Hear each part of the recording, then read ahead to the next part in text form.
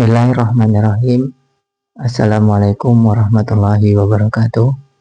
Innalhamdulillah wa syukurillah wassalatu wassalamu ala rasulillah. Amma ba'du.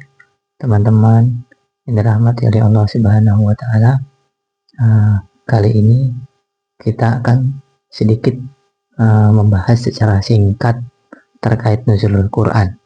Mungkin masih banyak yang bertanya, kapan sih sebenarnya nuzulul Quran itu terjadi? Soalnya ada yang mengatakan 17 Ramadan, ada yang mengatakan 21 Ramadan, ada pula yang mengatakan 24 Ramadan dan lain sebagainya. Nah, jadi sebelum kita membahas kapan terjadinya nuzulul Quran, maka alangkah baiknya kita harus tahu terlebih dahulu bagaimana sih Al-Quran ini diturunkan. Nah, jadi Al-Quran ini diturunkan ada dua mekanisme atau dua tahapan di mana Al-Quran diturunkan.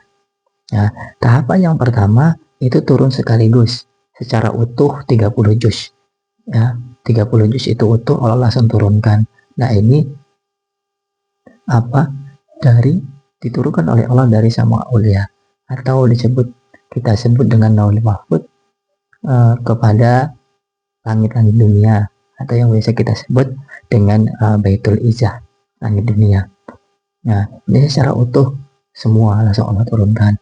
Kemudian tahapan yang kedua atau mekanisme yang kedua, yaitu Al-Quran ini turunnya perlahan atau berangsur-angsur satu-satu. Ada yang 5 surat, ada yang 5 ayat, ada yang 1 surat, ada yang 1 ayat bahkan, dan lain sebagainya selama 23 tahun. Ya, 23 tahun ini mencakup pertama kali Al-Quran diturunkan kepada Nabi Muhammad ketika berumur 40 tahun, di mana Nabi Muhammad diangkat menjadi Rasul sampai beliau meninggal di umur 63 tahun. Ya. Jadi di sini ada dua mekanisme. Ya, apa dalilnya yang mengatakan bahwasanya Al-Quran ini diturunkan melalui dua mekanisme? Ya, yang pertama ada dalam kitab tafsir atau bari perkataan sahabat Nabi Abu Abbas rahimahullah. Beliau mengatakan, qal nazalal Quran fi lailatul qadar minas sama'i ulya ila sama' jumlatan wahidah. Tsumma fariqa fi sinin ba'du. Nah, jadi Al-Quran ini diturunkan pada malam Lailatul Qadar dari langit ulya atau Lauhul Mahfuz kepada langit-langit dunia atau Baitul Izzah jumlatan wahidatan, keseluruhan 30 juz itu. Tsumma fariqa fi sinina ba'du. Artinya apa? Kemudian setelah itu baru berangsur-angsur dipisah-pisah di tahun-tahun berikutnya. Ini ada di dalam kitab tafsirat atau bari.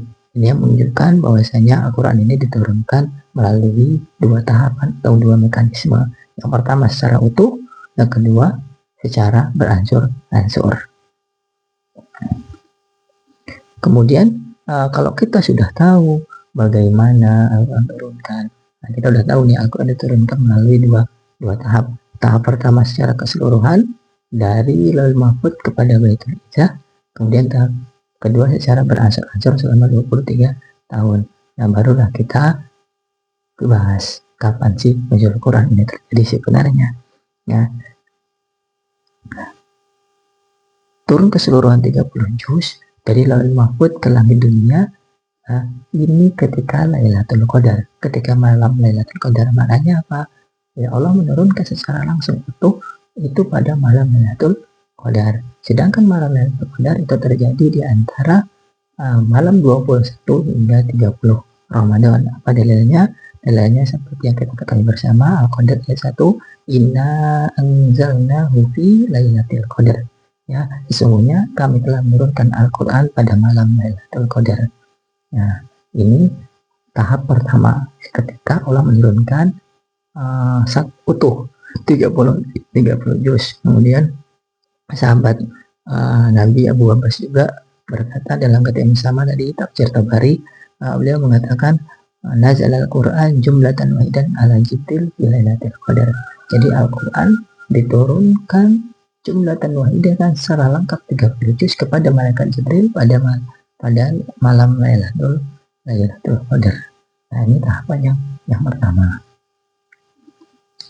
Kemudian yang kedua secara berangsur-angsur. sedikit-sedikit. Nah, ini diawali dengan turunnya surat Al-Alaq ayat 1-5 yang kita ketahui kepada baginda Nabi Muhammad SAW di Gua Hiro. Ya. Nah, yang pertanyaan kita kapan terjadi? Nah, maka awal mula diturunkannya Al-Quran kepada Nabi Muhammad ya, dari Baitul Izzah, dari malaikat Jibril kepada Nabi Muhammad itu pada hari Senin tanggal 17 Ramadan. Ini menurut sebagian para ulama. Apa dalilnya? Dalilnya Al-Anfal ayat 41. Bismillahirrahmanirrahim. Kuntum amantum billahi wa ma anzalna ala abdina yaumal furqan. Ya, jadi jika kamu beriman kepada Allah dan kepada apa yang kami turunkan kepada hamba kami Muhammad di hari Furqan. Nah, jadi Al-Quran ini diturunkan pada hari Furqan. Apa itu hari Furqan? Hari Furqan adalah lanjutan ayatnya Yaumal Taqal Jam'an. Jadi hari di mana dua pasukan ini bertemu, berkumpul. Nah, para ulama, para mufasir mengatakan bahwasanya ini terjadi pada perang Badar. Ya, ketika dua pasukan dari muslimin dan musyrikin, para orang-orang kafir ini bertemu pada perang Badar, dan para sejarawan itu sepakat bahwasanya perang Badar terjadi pada tanggal 17 Ramadan. Nah, ini dalil yang pertama bahwasanya nuzul Quran pada tahapan yang kedua itu terjadi pada 17 Ramadan. Ya. Namun tidak berhenti dari situ. Disebutkan Al-Imam Al-Hafiz Ibnu Katsir dalam kitabnya Al-Bidayah wa Nihayah. Beliau berkata, karena ibtida'ul wahyi ila Nabi sallallahu alaihi wasallam yaumal Isnin li 17 lailah. Ya. Jadi kata Ibnu Katsir itu awal mula wahyu diturunkan kepada Nabi Muhammad sallallahu alaihi wasallam itu hari Senin tanggal 17 pada malam 17 ya, Khalas bin Ramadan. Jadi pada malam 17 daripada bulan Ramadan. Wakila di Rabi wa Ishrin minha, tapi ada yang mengatakan juga pada tanggal 24 Ramadan ya, sehingga dari sini tidak ada pertentangan antara turunnya Al-Quran pada malam Lailatul Qadar dan turunnya Al-Quran pada malam 17 Ramadan itu, karena memang Al-Quran ini turunnya ada dua tahap. Yang pertama keseluruhan dari Lauhul Mahfuz ke langit dunia Baitul Izzah. Nah, kemudian dari Baitul Izzah melalui malaikat Jibril kepada Nabi Muhammad SAW ke dunia. Jadi yang pertama Allah turunkan secara utuh 30 juz itu terjadi pada malam Lailatul Qadar. Nah, sedangkan ketika turun dari malaikat Jibril dari langit dunia kepada Nabi Muhammad itu terjadi pada 17 Ramadan. Ya, itulah yang bisa kami sampaikan.